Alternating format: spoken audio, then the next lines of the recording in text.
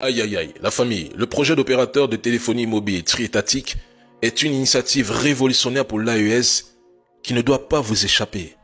N'oubliez pas qu'ils envisagent d'avoir aussi un satellite. Autrement dit, l'AES veut contrôler ses propres infrastructures de télécommunication pour des questions de sécurité nationale. Cela va les permettre de mieux surveiller et contrôler les flux de données, réduisant le risque d'espionnage ou de cyberattaques provenant de puissances étrangères.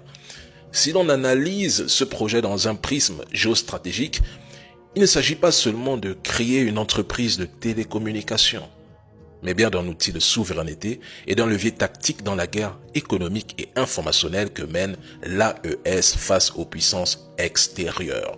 Ils vont sécuriser leurs échanges, tout ce qui se dit entre eux murmure, sans passer par des infrastructures contrôlées par des entreprises étrangères.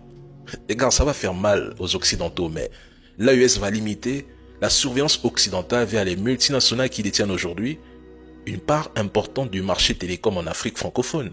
Et oui, c'est une première au Sahel.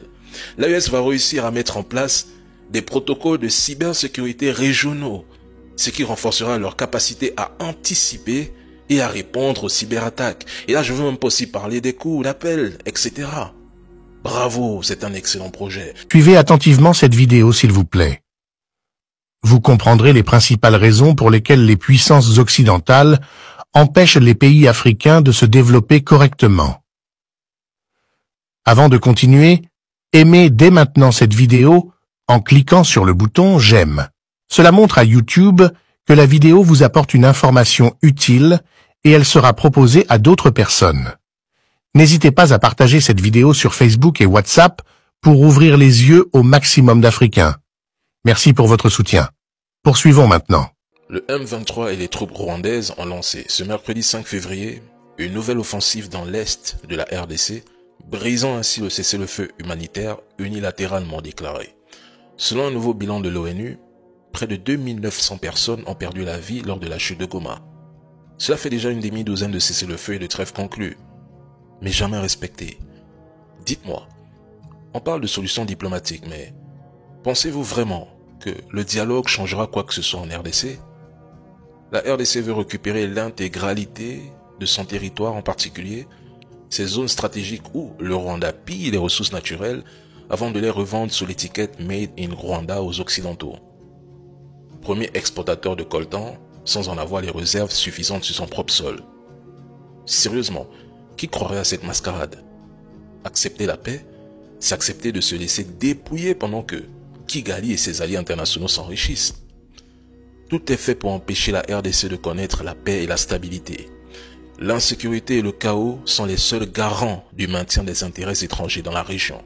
Et je vous le dis, ne comptez pas sur l'Union européenne, le Kenya, l'Ouganda, la Tanzanie ou le Rwanda pour apporter une solution ici. Non, il n'y a qu'une seule option, se défendre. Et la meilleure défense, c'est l'attaque. Bonjour chers camarades. YouTube nous informe que vous ne commentez pas les vidéos s'il vous plaît. Laissez un commentaire sur la vidéo, merci, et likez la vidéo, merci. La Que honte. s'est-il passé dans la tête de Volodymyr Zelensky pour qu'il change d'avis? C'est la première fois qu'on entend dire je veux bien parler directement à Vladimir Poutine et non pas juste à la Russie. Ce qui s'est passé, c'est Donald Trump qui lui a donné instruction de négocier. Zelensky veut négocier, mais Poutine juge ses déclarations vides de sens et ne se sent ni obligé ni pressé d'entamer les discussions avec Zelensky. Comment sommes-nous passés de « la Russie va perdre »,« les soldats nord-coréens sont éliminés »,« la Russie n'a plus d'obus, les militaires russes s'enfuient »,« Poutine va tomber grâce aux F-16, aux chars et aux milliards de dollars d'aide qui, soit dit en passant, ont mystérieusement disparu », à « je veux négocier en urgence avec Poutine en tête-à-tête ». C'est la 6e fois que je vous le dis. Donald Trump se moque des Européens et ne considère pas l'Ukraine comme une priorité.